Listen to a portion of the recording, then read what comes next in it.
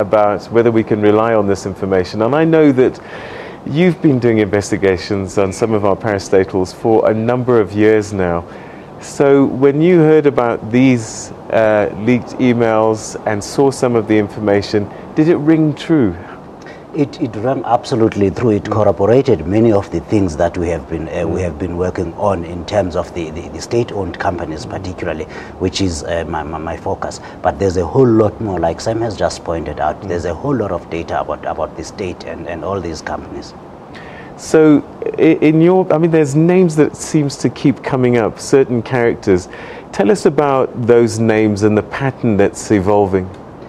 What you see there, and it's exactly what Sam has been pointing out, you see employees of the state and indeed in the executive, the ministers and their DGs, or you have chief executives and non-executive directors of companies like Eskom, like Transnet, Dinel, being flown all over the world, being wined and dined at the expense of Oak Bay Resources and the Gupta families. And along the way, you get them sending information middle of the night to some members of the Gupta family about decisions that they make at work, be that Eskom, Transnet, Denel, or even indeed the communications minister, or the whole of government, where those so people might be wondering, you're a journalist, how is it that you've been able to uncover these things and the police seem clueless?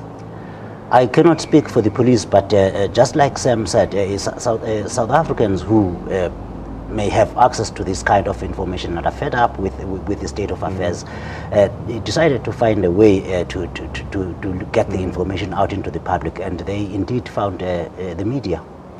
Sam, let me come back to you, and I'm just wondering, has there been any representation from any of the named persons in terms of lawyers contacting you, threatening you, or even saying that they are going to lay charges against you in this past week at all? No, I did read that the lawyer for the Gupta family had said he was going to lay charges against the Sunday Times and City Press following the weekend reports, and that was one of the reasons why for today's first set of reports that from our stable, from Amabungane, we in fact did not go to any of the people for comment, because we thought there was a realistic chance that if we disclosed what we had, before it was secure and before we had sort of run the first story, there might be a chance that somebody would go for an interdict, would try to shut us down. Also, we had only just managed, we were waiting to get the information out of the country and just into safe hands as well. So are you going to start to approach the people that have been named in these documents and start trying to get responses from them directly? Absolutely. Look, now as we go forward, there are so many dots to connect, and as Sikunati points out, this information corroborates things that we've been hearing, on a more informal source-based basis from employees in the state and so on, who are unhappy with what's going on, from other things that were leaked out from legal processes, from other kind of bureaucratic processes. Now we're going to begin the hard work, as you said, the hard journalistic work of sifting through, mining through this data and connecting the dots.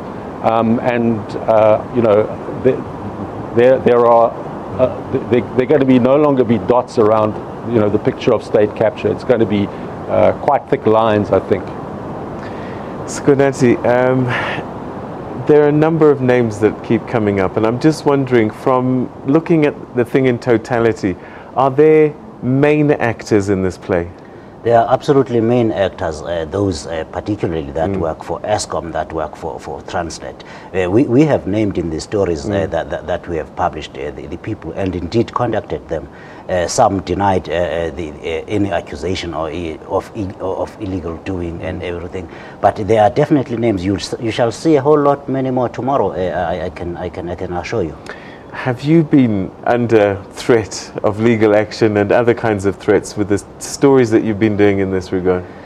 My colleagues at the Sunday Times and indeed in the Times Media Group have had made contact with the lawyers of Tegeta, and first there have been threats to go lay charges against the journalists for being in possession of this material, but I'm not aware of any physical threat on the individuals themselves. But there's a whole lot of denials from the Gupta family and Oak Bay Resources, and then threats to lay criminal charges for being in possession of this material illegally, so they say.